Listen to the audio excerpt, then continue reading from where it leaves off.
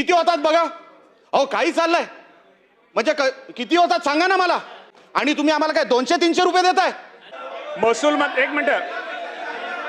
कोकणातले जे लोक राणेसाहेब तो 90% नुकसानाचा आहे जो निलेश राणे साहेबांनी सांगतायत.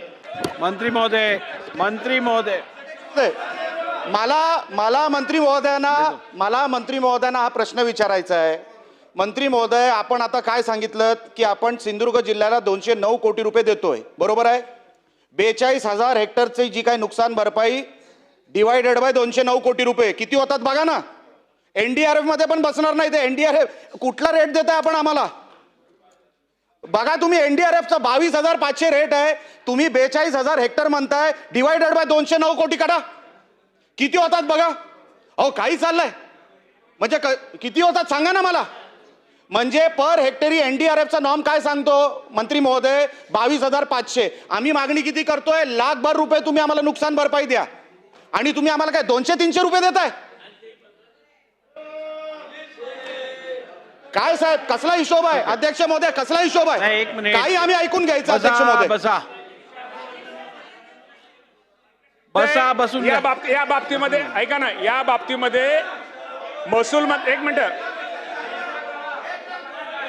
नाही असं बरोबर नाही. एक मिनिट मंत्री महोदय, एक मिनिट. नाही हे एक मिनिट. सभागृहाने एकदा सदस्यांनी मंत्री महोदयांना प्रश्न विचारल्यानंतर उत्तर तरी ऐकून घ्या. बोला. मी मागाशी सांगितलं की कोकणातला शेतकरी हा चिवट आणि अत्यंत गरीब आणि कष्ट करणारा आहे. या बाबतीमध्ये स्वतः मुख्यमंत्री आणि महसूल मंत्री या दोघांनी आमच्या सगळ्यांच्या बैठक घेतल्या होत्या. या बाबतीमध्ये शेवटी एनडीआरएफचा नियम तर पाटील साहेब सगळ्यांना सारखा आहे, त्यामध्ये आपण हे करू शकत नाही. मी आपल्याला एवढं सांगतो, या बाबतीमध्ये कोकणातले जे लोकप्रतिनिधी जे कोकणातले आहेत, या बाबतीमध्ये राज्याचे मुख्यमंत्री महसूल मंत्री यांच्या समवेत सर्वांची परत एकदा बैठक घेतली जाईल.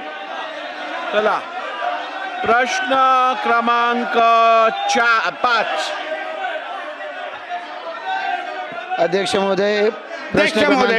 अध्यक्ष महोदय, माननीय कृषी मंत्री साहेब जे बोलतायत अध्यक्ष महोदय, हा जो काय ही जी काय जनभावना आहे, ज्या निलेश राणे साहेब असतील, निकम साहेब जे ते खरी आहे अध्यक्ष महोदय. कधी नाही तर एवढं मोठं नुकसान आमच्या कोकणामध्ये आंबा आणि काजूचं झालेलं आहे अध्यक्ष महोदय.